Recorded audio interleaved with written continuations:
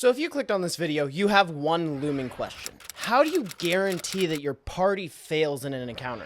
And I have no idea what drove you to this point, but I'm just gonna say, in case your party asks, I had nothing to do with this. Now that that's out of the way, let's talk about how you can make a satisfying TPK, or at least the most satisfying one that you can, because it's a challenging balancing act, because TPKs generally aren't a ton of fun. People usually don't like when their characters die, so you have to kind of make it an interesting story component in order for everyone to kind of enjoy the situation. A TPK, or a total party kill, happens whenever the entire party dies to some external force, whether that's a beast or a challenge or your big bad. Honestly, there's a lot of ways to do it, but if you want to make a satisfying TPK, the first thing I'd recommend is sit down with a copy of each of your character's sheets. Start looking through their backstory, start looking through their abilities, and seeing where there might be some weaknesses or flaws that you can use as a component of the TPK that you're planning. Remember, here your goal is kind of to find the flaws and the strengths of each character and write them down, and make sure that you can find an interesting way to kill the party. That way we retain friends. You really don't want anyone storming off at the end of the encounter. You want people to be like, yeah, this kind of makes sense, and that felt at least okay. If someone in their backstory is way too gung-ho in the tavern, maybe use that as an element. Maybe you could start off the entire counter with the drinks at the tavern being poisoned. Something where you're really incorporating that story and that personality component of that player in the general thing. You want to make sure that it's stuff that would make sense for the character to do, rather than kind of just having them walk into a horde of zombies or goblins or whatever you have it. Personally, whenever I plan to use a TPK as a story element, I really try to avoid the dungeon, the unending hordes of zombies, because I feel like it's a little cliche. What am I gonna do? I'm gonna pick like an amusement park or a random party or some sort of thing that has a little more pizzazz, something that I can give a little more storytelling to and a little bit more magic, maybe even a royal ball. Honestly, I think that these things kind of add to the whole experience, and I can make it more unique than we run into a dungeon and we get trapped by like 6 different flying arrow traps and then 20 monsters. I like to add a little more magic or pizzazz to my encounters. I think a really important part of doing the whole TPK is to actually think about how you can foreshadow it, how you can add some tension leading up to it. I mean, think of your favorite or the last horror movie that you just watched. That moment right before you have a jump scare, the music gets really dark and dingy or very kind of mysterious. And those things add to the experience. They get you sitting on the edge of your chair. What's gonna happen next? What are we gonna do? And honestly, I really like this. I've started to incorporate music into my games, and it helps a lot to have some ambient music in the background. But if I'm gonna plan a TPK, I'm gonna have songs mixed in there that I can switch over to that are a lot darker, a lot scarier, a lot more suspenseful. That way I can kind of get my players engrossed in the story that I'm telling, and I keep my computer up in front of me where I can change that music when we get there.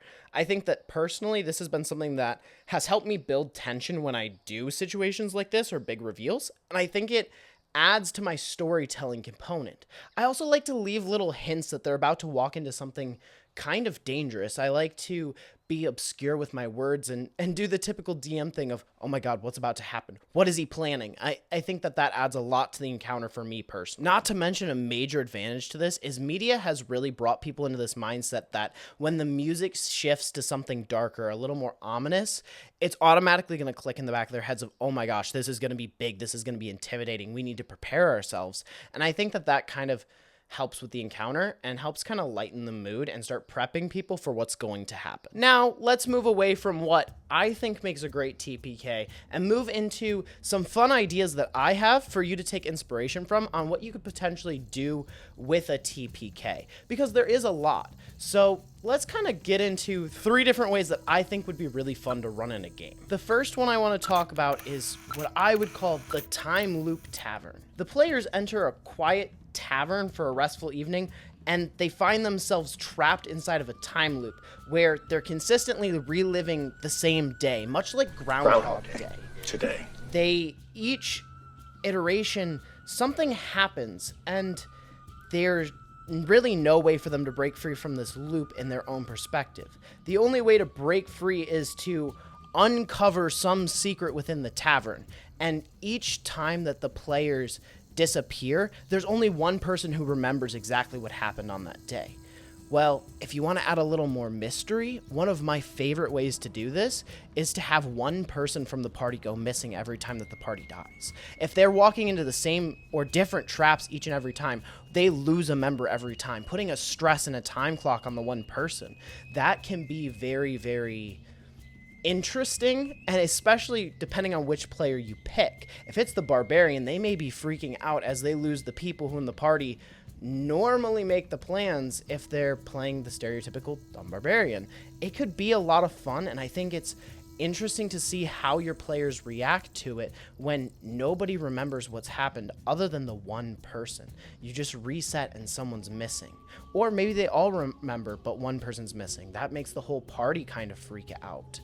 There's a couple of ways to do this, and personally, I think it's my favorite way of doing a TPK because I personally like to afterwards sometimes make it a dream, sometimes make it a side effect of a monster where everybody's been trapped, some sort of storytelling element. And yes, it's still a TPK. You get to, the whole party dies multiple times, but you can either leave it with those consequences or you can do it in a different way. The second one I want to talk about is the Cursed Carnival. The party comes across a seemingly abandoned carnival.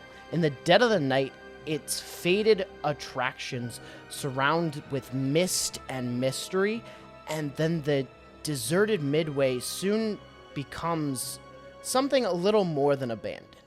Cursed performers, ghosts, carnival rides, they all begin to appear. The spirits haunting the grounds begin to operate the machines and move things without the players being able to control them. Each and every one more terrifying than the last as they set up traps and tricks and seem to distort time and space itself.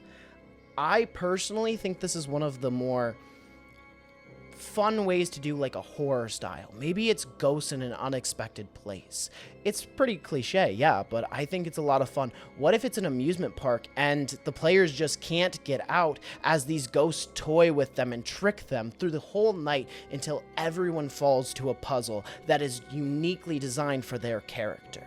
Maybe their flaw is that they like to rush in head first, and you take a trap that requires someone to be patient and put it in there, using their character flaws against them as these ghosts kind of toy with them and see how they all operate until eventually slowly one by one they're picked off. I think that this is a fun option for a carnival too. I mean, a scary carnival, it can be a lot of fun to play into. Honestly, something I would recommend doing to add a little suspense to this is ask players for checks randomly, just to kind of play like spooky music or something that they're gonna notice to kind of get that suspense level up there. Now, I'm not gonna lie, probably the most consistent way to make sure that the party falls is with stat checks. Now, there are lots of parts in a carnival where like you could have them climbing a Ferris wheel as the final fight and making them do athletic checks every time they have to go up a box. This is something that's really scary and almost guaranteed to do a TPK, because if you make them do a athletics check almost every round, eventually they will fail, and if that's a high fall, it could be really detrimental. That's probably one of the less rewarding ways to do a TPK though, so I would avoid doing stat checks and strive for something a little more, honestly, I'd say a little more creative, a little bit more unique and tailored to the players, because stat checks, yes, they're probably the most consistent way. I think that they leave more of a negative opinion in the whole experience. Now, when you're doing this and you're planning, and even after, I would really sit down with your players and have a conversation and think about what will the players remember in 5 years. Would this be a good experience that they're going to remember as being a lot of fun, or is it going to be something that is going to leave a bad taste in their mouth? And that's something that personally I try to avoid, is thinking about what the memory is and what is going to be the most climactic part that they're going to remember for years to come, and how can I make that as fun as possible. Remember, at the end of the day, you want to get their feedback at the end of this, because it's going to help you tailor to your party and to your table as time goes on and you want to continue running games for these groups of people. Now, if you enjoyed this video, feel free to take inspiration from anything that we have, and I hope you have a great rest of your day. Remember to stay inspired.